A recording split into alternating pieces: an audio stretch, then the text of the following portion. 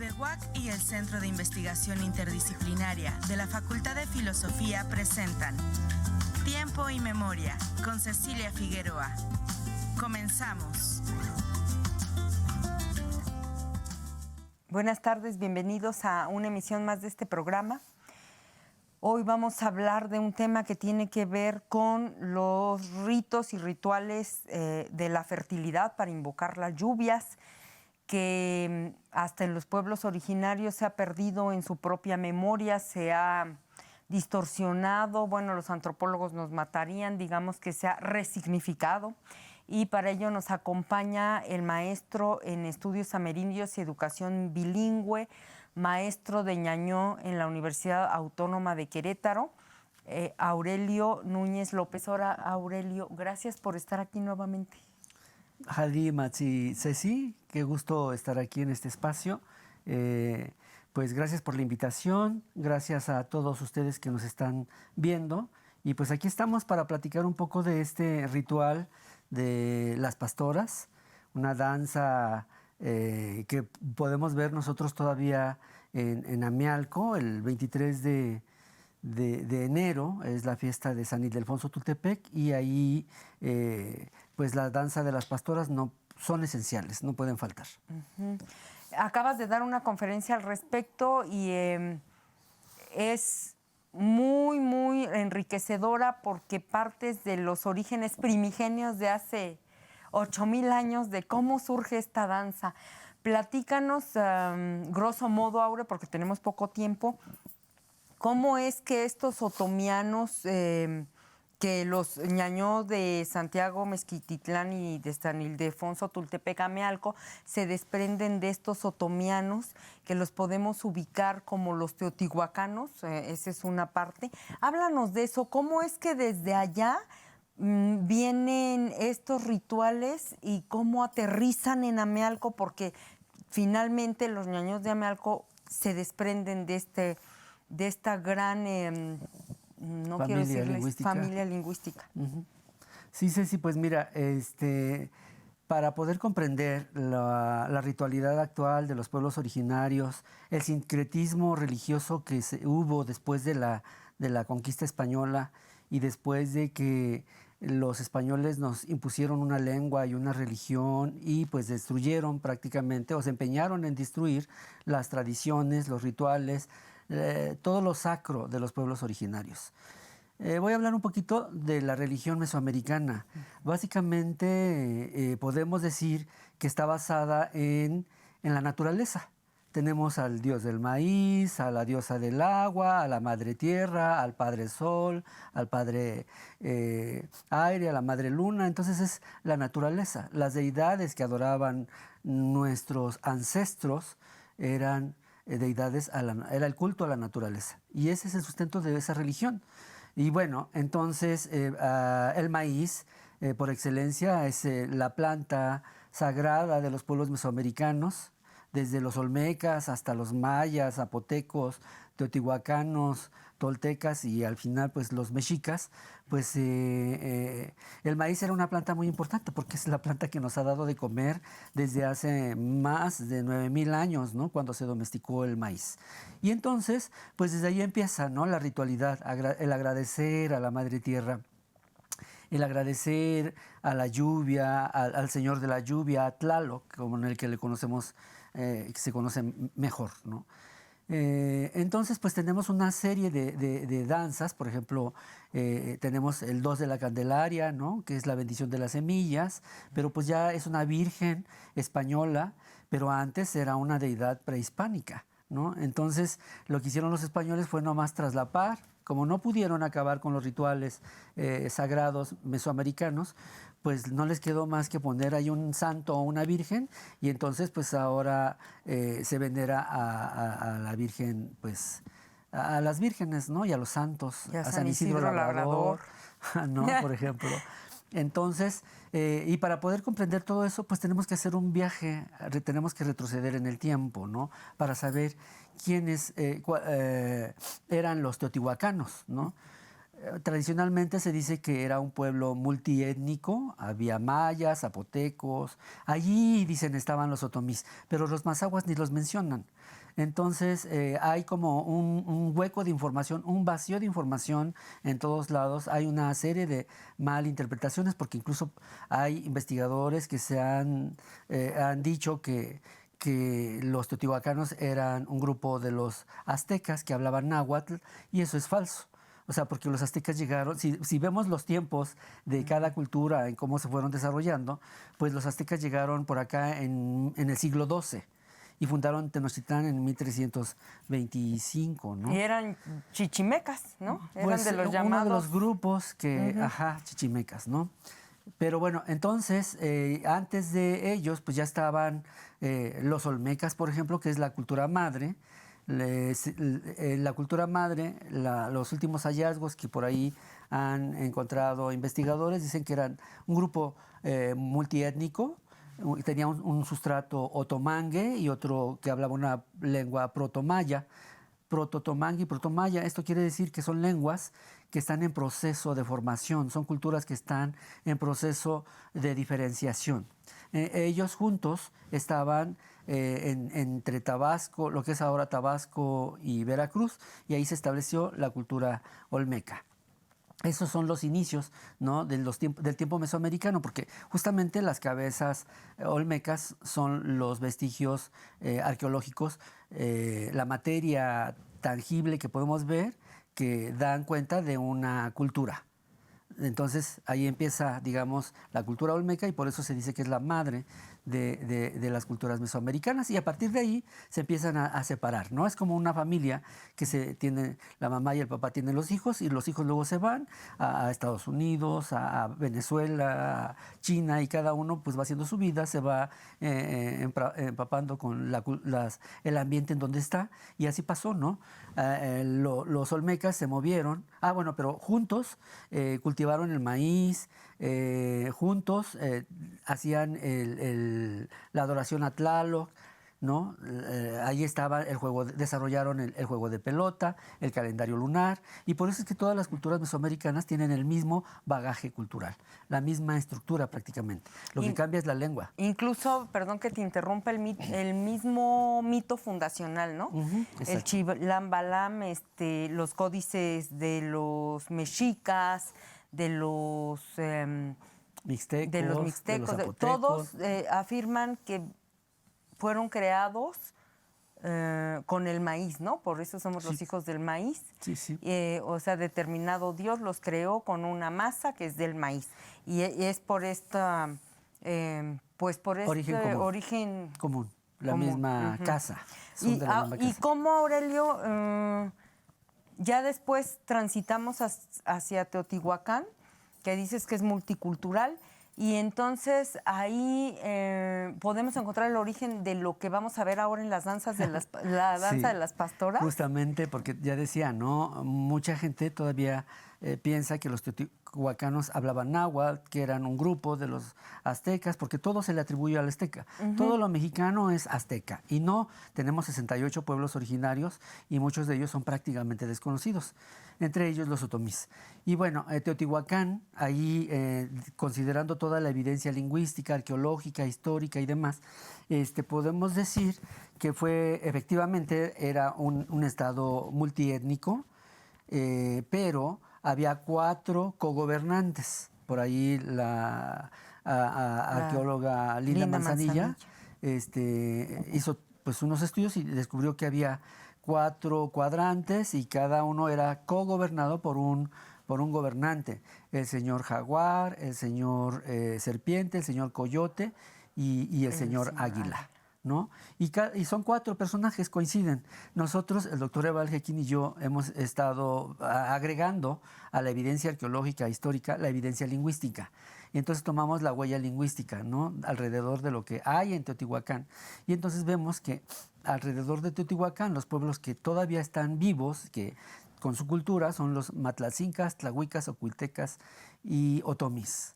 Son 4 grupos que son parte de la familia lingüística Otopame y esos 4 grupos evolucionaron juntos. tenían las mismas deidades, tenían las mismas prácticas culturales, el culto al maíz y, bueno, pues las mismas danzas rituales, ¿no? Entonces, nosotros estamos proponiendo con la evidencia lingüística que esos 4 cogobernantes correspondían al cogobernante Mazahua, Otomí, Matlatzinca y Tlahuica. Entonces, nosotros decimos, ellos son los teotihuacanos. Es un grupo todavía entremezclado porque todavía hablaban prácticamente la misma lengua. Ya estaban a un punto de diferenciarse completamente y eso ocurrió, según los datos que se han encontrado, en el 500 después de Cristo se separaron. Se diferenciaron ya las lenguas y el otomí y el mazahua, por ejemplo, se separaron en lenguas diferentes, lo que dio paso a culturas diferentes. Ya podemos ahí hablar de una cultura diferente. Ya podemos hablar de los mazahuas, de los otomís como culturas independientes y evidentemente es seguro que también ocurrió lo mismo con los matlatzincas y los tlahuicas. Eso ocasionó también que si antes era un estado gobernado, pues empezaran las pugnas por el poder.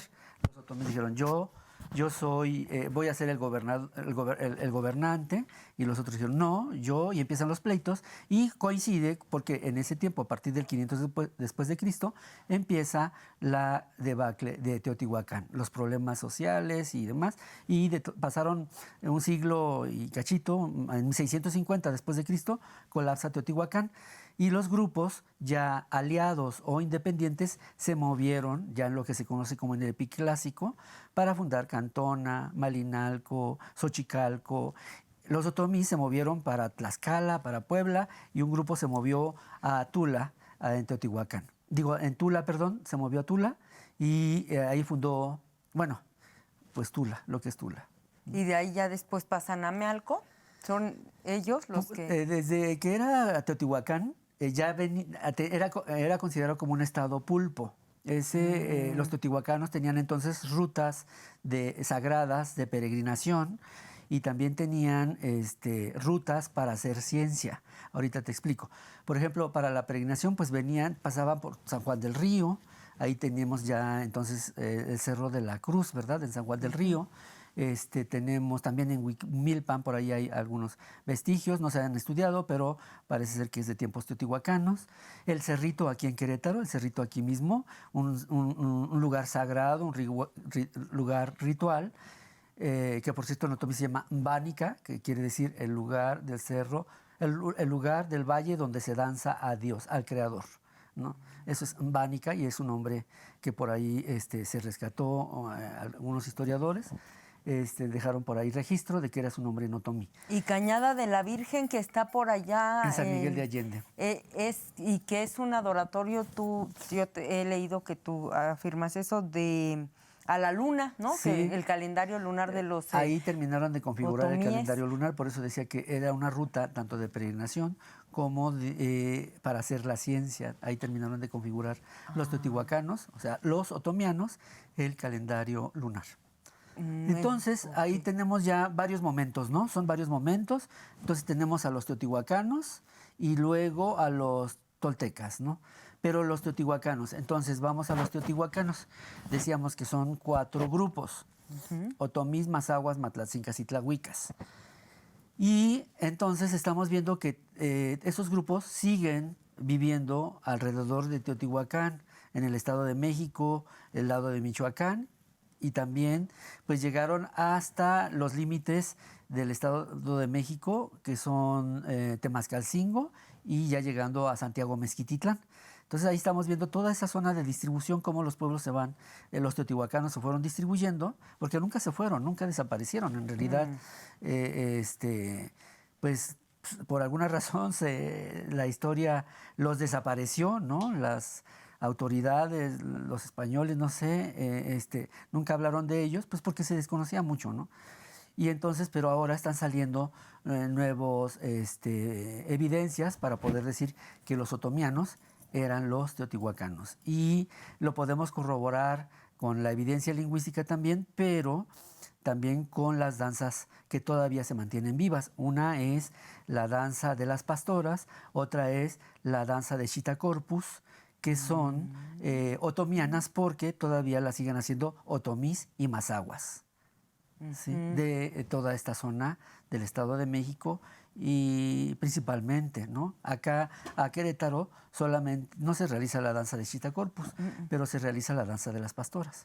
Y ya entrando en el tema de la danza de las pastoras, las pastoras portan una indumentaria y unos simbolismos que por favor explícanos.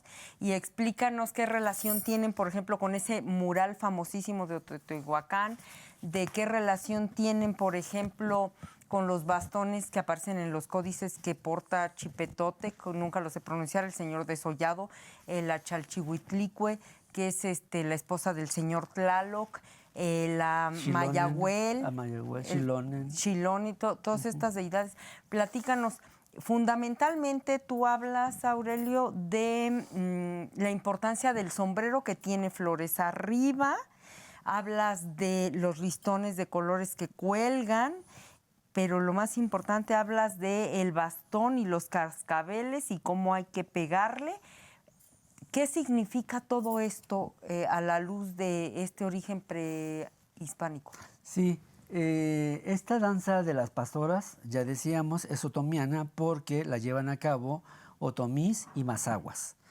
Otomís y mazahuas de Michoacán, del Estado de México y otomís de Querétaro, porque hasta acá ya no llegaron los mazahuas, ¿no? Entonces, decíamos, esa es una danza otomiana. Y entonces, pues vamos viendo que a pesar de los embates que hizo la iglesia española por destruir las danzas, pues ahí están, vivas todavía, con un sincretismo, porque justamente las pastoras mismas dicen que son danzas de adoración al Niño Dios, de adoración a San Isidro Labrador o a la Virgen de Guadalupe, y es cuando salen a bailar en sus iglesias. En esta zona que mencionamos de Michoacán, Estado de México y Querétaro. Entonces, ahí podemos ver que las pastoras, cada una con sus particularidades, porque las pastoras mazahuas tienen un mahui florido hermosísimo, ¿no? Las pastoras ñañús ñatos, del Estado de México son faldas blancas con bordados de cruz. Las de San Ildefonso Tultepec también tienen pues su propia ropa, las podemos distinguir, o sea, se pueden distinguir los diferentes tipos de pastoras, pero todas portan un sombrero con flores, todas tienen listones en los sombreros y todas tienen un bastón. Y todos esos elementos son pues la metáfora que por ahí está y que nos está llevando a descubrir ese origen prehispánico. Entrevistamos a varias personas porque tú sabes, hemos estado investigando con la población ñañú desde hace muchos años, ñañó aquí en Querétaro, y nos han dicho, ¿no?, que el sombrero representa la milpa, tiene muchas flores. Entonces, la milpa se llena de flores, se llena de el mirasol, el cosmos, que por cierto, su nombre es un color así como tu ropa, es bellísima esa flor, pero además encontramos un clasificador que nos remite a plantas sagradas. Ese clasificador es Kwa. Kwa quiere decir el creador del universo Otomí, ¿no? Para resumirlo, le decimos Dios, aunque a mucha gente no le gusta, ¿no? ¿Cómo que Dios? Es el creador. Bueno, el creador del universo Otomí. Y esa plantita que nace en la época de lluvias, en la milpa, llena de color rosa las milpas, no sé si te ha tocado, pero se llama Ntuncua en otomí. Ntuncua, y quiere decir lo que se ofrece a Dios. Ese es otro tema, las plantas sagradas con sus clasificadores. Pero esa es una plantita, lo que se ofrece a Dios, y hay un mes del calendario mexica que se llama Tlazochimaco, que quiere decir justo eso, lo que se ofrece a Dios. Y esa es la que trae bueno, pues sombrero. Entonces están representando todas las florecitas que se dan en la milpa, porque muchas son sagradas. Ese es el primer elemento, el sombrero, ¿no? Y el sombrero lleno de flores, y las flores representan pues la abundancia y la fertilidad, la belleza, la naturaleza, lo delicado, ¿no? Y pues lo sagrado, porque las flores aromáticas eran sagradas también para los pueblos prehispánicos. Era lo que se ofrece al Creador. Luego, los listones que tienen ahí, los listones de colores, de los 7 colores del arco iris, ahí están, los podemos ver. Y nos han dicho diferentes personas de diferentes estados que los listones representan el arco iris. El arco iris, y el arco iris para los otomís simboliza la fertilidad, ¿no? Entonces ahí está otro elemento más importante también, pero lo que nos remite a ese origen prehispánico es el bastón con los cascabeles. Ese bastón en náhuatl se llama chicahuastli y es un símbolo de poder. Ese chicahuastli se supone que lo tocaban los sacerdotes en ceremonias religiosas, en los meses particulares del calendario solar, pues mexica, porque los mexicas tomaron todas estas tradiciones, y entonces los portaban el chicahuastli, ese bastón con la sonaja, que le hacían sonar porque era un ritual para la milpa, un ritual para la fertilidad y para pedir por las lluvias. Y eso lo vemos en la danza. Si ustedes no han visto las danzas, les invitamos a ir a San Ildefonso Tultepec para que puedan ver esas danzas que son impresionantes. Ahí tienen las pastoras danzando y golpeando así, porque además representa la coa. Ese chicahuastli, además, lo portaban los sacerdotes, pero también se ven varios códices, como ya lo mencionaste, ¿no? Lo porta Tlaloc, lo porta Chilone, que es la señora de las borlas, esposa de Tlaloc. Sí, sí. Y otros dioses tienen ese bastón, que es símbolo de poder. Mayahuel, recuérdanos que es la diosa de del maguey y de la fertilidad, por lo mismo, sí. Ok, y el dios desollado también lo porta, ¿verdad? Xipetotac. Que había todo una ceremonia así de importancia suprema entre los mexicas para el señor desollado, ¿verdad? Sí, sí, sí. Y bueno, pues creo que ya nos queda poco tiempo, ¿verdad? Para mencionarte que lamentablemente la mayoría de las mismas pastoras incluso desconocen esa historia de ritual de petición de lluvia, ¿no? Bueno, sí, lo relacionan incluso los arcoíris, los listones con el arco iris, y para pedir las lluvias, las nubes y las lluvias. Pero no se conoce mucho sobre estas deidades de la fertilidad, del agua, del maíz, que también portaban ese chicahuastli. Las pastoras actualmente pues dicen son danzas para adorar al niño Dios y para venerar a la Virgen o a San Isidro Labrador, y hasta ahí se quedaron. De hecho, si tú buscas en internet el origen de la danza de las pastoras, te van a decir es una danza de adoración al niño Dios, y es hasta ahí. Pero en realidad todos esos elementos que portan en su indumentaria es lo que nos permitió descubrir su origen prehispánico. Entonces y como las hacen los otomís y los mazahuas, entonces pues por eso decimos que es una danza otomiana, y es una danza teotihuacana. Y fíjate, ahorita ya sé que las comparaciones no se valen, pero en el caso, por ejemplo, de Puebla y Tlaxcala, con estos sacerdotes chamanes del trueno que invocan la lluvia o sacan machetes o tijeras y hacen así cosas para ahuyentar las tormentas o para traer la lluvia. En ese caso de esas culturas todavía está muy presente esto mesoamericano, y aquí ya se perdió, ¿verdad? Sí, pero en todos lados es lo mismo, ¿eh? Todas las tradiciones son lo mismo. Tenemos en Temascalcingo la danza del Chita Corpus, que es impresionante también. Y también es una danza de petición de lluvia. Los viejitos, ahí no tienen el chicahuastli, fíjate, no tienen el chicahuastli. Pero no tienen su borlón, o cómo se llama, su bastón de viejitos, ¿no? Sí, sí, eso sí. ¿No será...? Es que, de acuerdo a una investigación que por ahí estamos haciendo también con los Chita Corpus, estos viejitos representan a los tlaloques, a los ayudantes de Tlaloc, y invocaban la lluvia, ¿no? Ya daremos a conocer esa investigación en su momento, pero es súper interesante. Y tiene que ver con Xipetotec, nuestro señor desollado, el dios pues de la fertilidad, de la fecundidad, ¿no? Aurelio, ¿en dónde podemos leer tu ensayo publicado respecto de este tema? ¿En qué sitio? ¿Cómo lo googleamos, pues?